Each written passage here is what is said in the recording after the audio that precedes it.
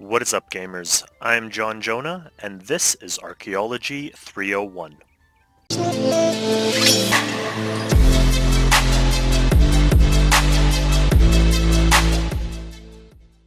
Alright, so this video is all about the mysteries, all of the mysteries that you're going to unlock from level 70 to 90 in order to achieve your Professor qualification.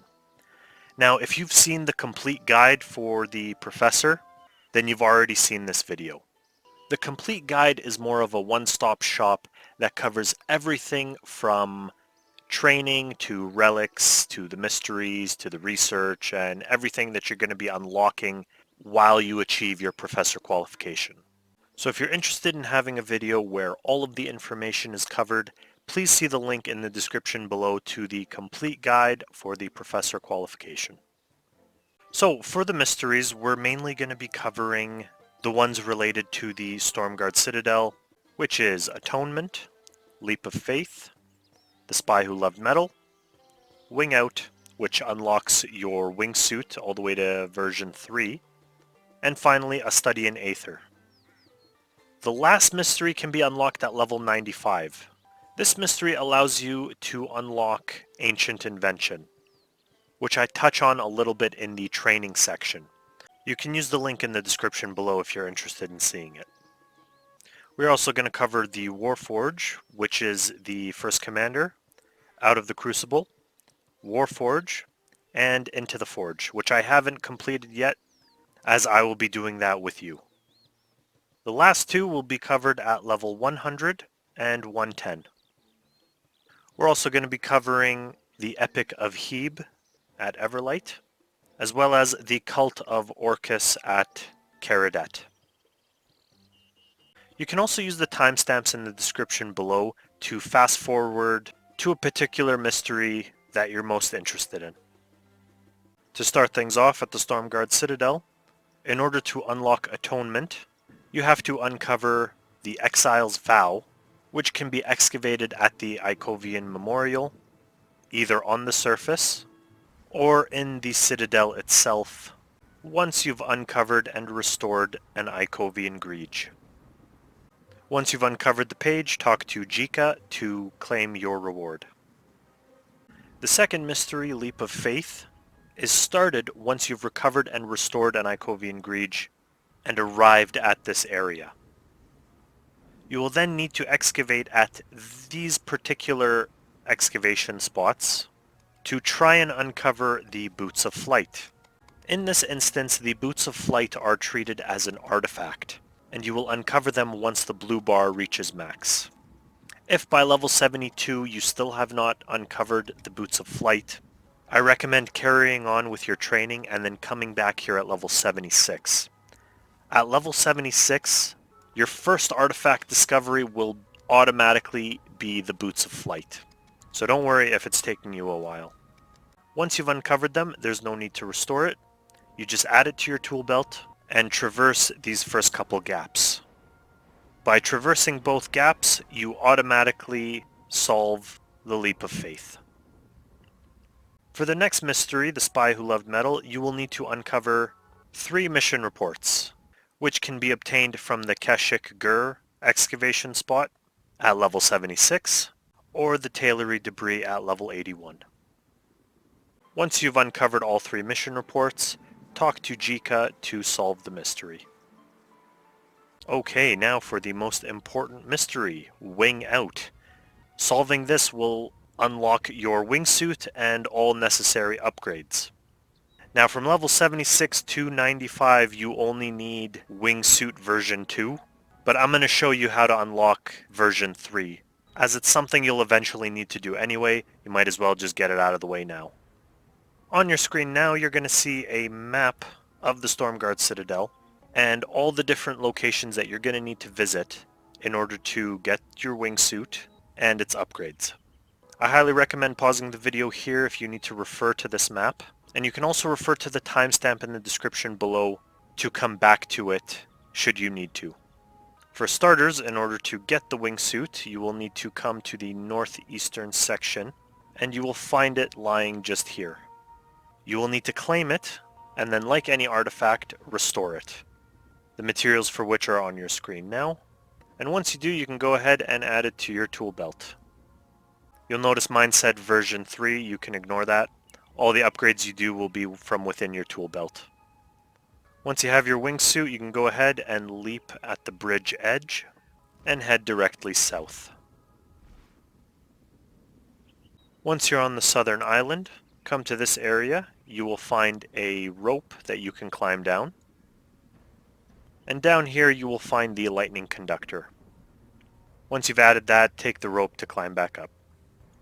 Now from the south island we are going to head northwest to this island. Please note that if you are struck with an electrical charge from one of these generators, you will crash and fall back down to the surface. So try to avoid them until you get your lightning conductors.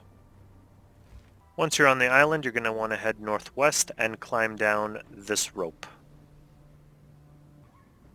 Once down here, you will find the lightning conductor resting on this box. Once you've added that, you can climb the rope back up, and you will now be immune to the electrical charges from these generators. Once you've unlocked version 2 of the wingsuit, now it's time for version 3. Similar to the lightning rods, it doesn't matter which upgrade you collect first. For now, I'm going to head to the Night Guard Tower, which is just northwest. Once here, circle around the tower to find the Gravitron Repulsor sitting on this box. Once you've equipped that, we can make our way to the Day Guard Tower.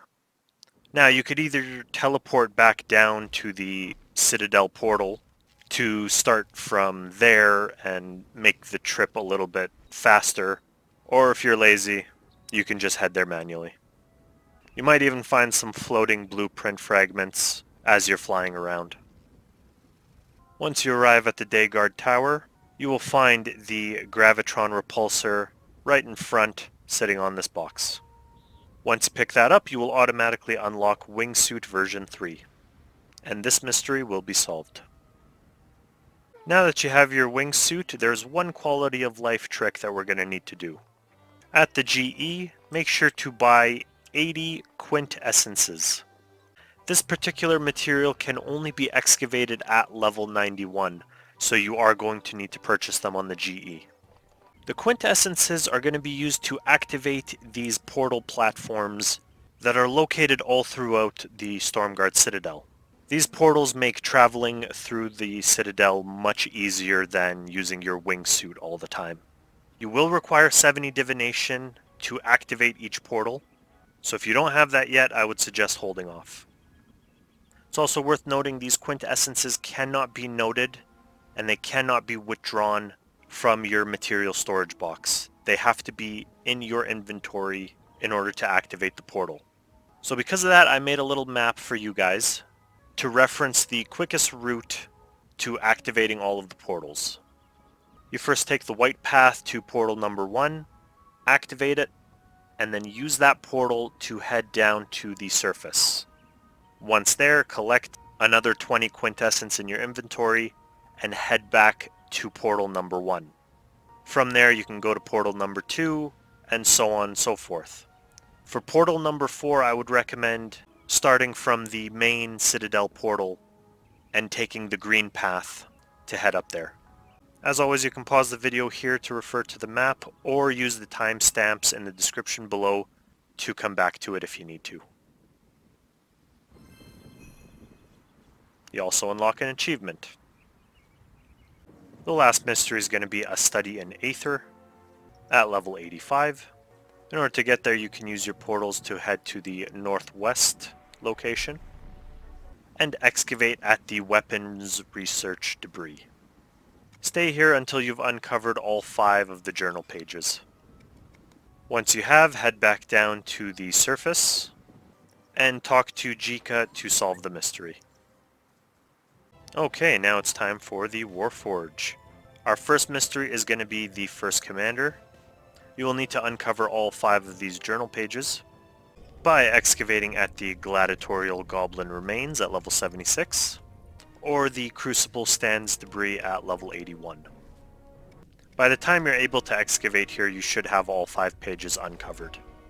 Once you've got them all, you can talk to Zanik to solve the mystery. The next mystery is going to be out of the Crucible. Very simple.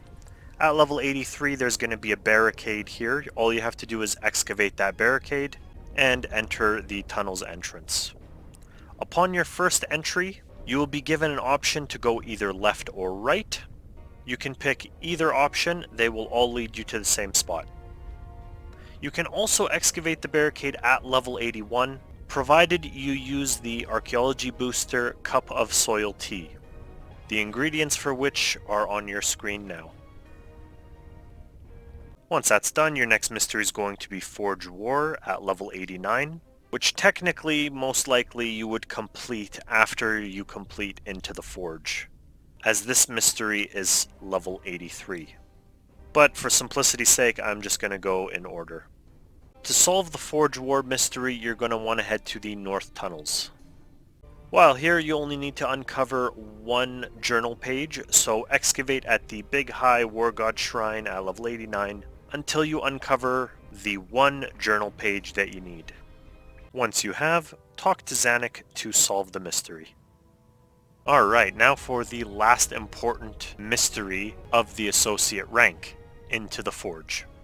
The Forge is referring to Thalamon's Forge, which is just past this door, right over here. And in order to unlock this door, you will require 12 different keys. The good news is, one of those 12 keys is already inside the door, so you only need to collect 11. Our first key is going to be the Horogothgar, which can be excavated at the Gladiatorial Goblin Remains. The key is excavated as though it was a material. The second key, Drogokishuun, can be collected once the barricade goes down. Upon entering the tunnel, you will be asked to go in one of 2 directions, left or right. In order to collect the key, you will need to eventually choose both options. You will need to go down once in one direction, come back up, and go back down in the other direction. Once the game realizes that you've gone both ways, you will unlock the second key. The third key is going to be the Huzamogaarb key, which can be collected in this area. Here you can either excavate the Goblin Dorm debris or the nearby material cache. The next key is going to be the Saragorgak key, which can be found in this area. And you can either excavate at the Big High War God Shrine if you are level 89, or you can use the nearby material cache sites if you are still only level 83. The next key is going to be the Garagorshuun key, and in order to obtain it you will either need to fish for eels or for cave fish. The 2 predominant fishing sites are here and here. I would personally suggest fishing at the eel swarm, as you will not require any bait to fish here. You will require at least level 28 fishing in order to unlock this key. For the next key, we will be back in the south tunnels, and in order to obtain it we can mine either the copper, tin, or nechrite rocks. I would suggest either the copper or the tin, as you will be mining ore a lot faster, which increases your chance of finding the key. While you're here, make your way to the southeast tunnel entrance, and with level 35 Dungeoneering you can enter the tunnel. There will be a small cutscene, and when he comes back out, he obtains the key upon exit. The next tunnel entrance will be in the southwest corner, located here. It won't let me go back in because I've already collected it. You will need to use this tunnel again eventually at level 97 for the sake of crafting a relic. From here, make your way to the western side of the tunnels, and again with level 35 Dungeoneering, enter this tunnel entrance to collect the Narogoshuun key. While you're in this area, you will see the southern forge doors. Attempt to open it, and by doing so you will collect the Yurkolgokh key. For the last key, you will need to head to the northwestern area of the tunnels. Once here, you will need to head to the northwest tunnel entrance, and in doing so, you will collect the final key. This tunnel entrance will be used again for the sake of a relic at level 97. Now, with all the keys in your inventory, head back to the forge doors, and place all the keys in the door.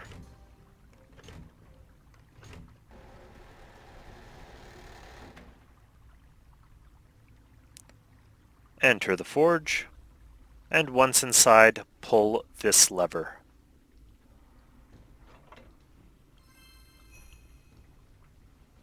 Once done, you would have completed the mystery. You can also pull this lever near the south doors to open them up. Now you'll have access to the forge on either side. Couple things to note about the forge. It does have fully functioning anvils and heaters, so you can train your smithing here. There is also 3 player achievements that you can complete related to the forge. The first one is Epi Re Dri Voli, cooking Thalamon's favorite dish within Thalamon's forge, which is going to be the red berry pie. All you have to do is get an uncooked berry pie, and then cast the lunar spell, Bake Pie. You can also complete Goblin Tutorial, which requires you to smith a bronze dagger from scratch within the forge. As you saw, there are copper and tin rocks available, so this is a very easy achievement to complete. Finally, you're going to have Tasty Pastry. In order to understand how to solve this, I should mention, upon entering the forge for 1 minute, a randomly selected dwarf NPC will appear. There's a 1 in 4 chance that it's going to be Thurgo. If it's not, exit the forge and come back in to try again.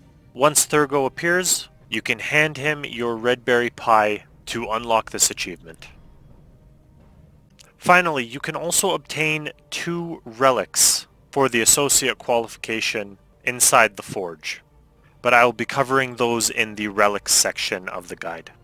Please see the description below to forward you to that section. The next mystery is unlockable at level 100, and Heart of the Forge unlockable at level 110. Now that we've finished all the important mysteries from the 2 main dig sites, we can make our way towards Everlight. Once at Everlight, we will be solving the Dour of Bable, which requires us to uncover all 4 Archon journal pages. To do so, you can excavate at the Oikos Studio Debris at level 72, or the Oikos Fishing Hut Remnants at level 84. Once you have all the pages, speak to Venescula to solve the mystery. The next mystery, the Epic of Hebe, can be solved at level 92, and the last 2 mysteries can both be solved at level 105. The last mystery we're going to cover today is going to be the Cult of Orcus at Kharid-et. In order to solve it, you will need to uncover all 3 journal pages, which can be obtained from the Kharid-et Chapel debris at level 74, the Pontifex Remains at level 81, or the Orcus Altar at level 86. Once you've uncovered all 3 pages, you can talk to Dr. Nabanik to solve the mystery. Alright, that's all for the mysteries. Thanks so much for watching, guys. I really hope this video helped you with all of your associate mysteries. If you enjoyed the video, if it helped you, please consider subscribing to my channel to show your support. I am trying to reach 1,000 subscribers, so your support can make a big difference. Don't forget to see the links in the description below to access the other Professor Qualification guides. Thanks again, guys. See you next time.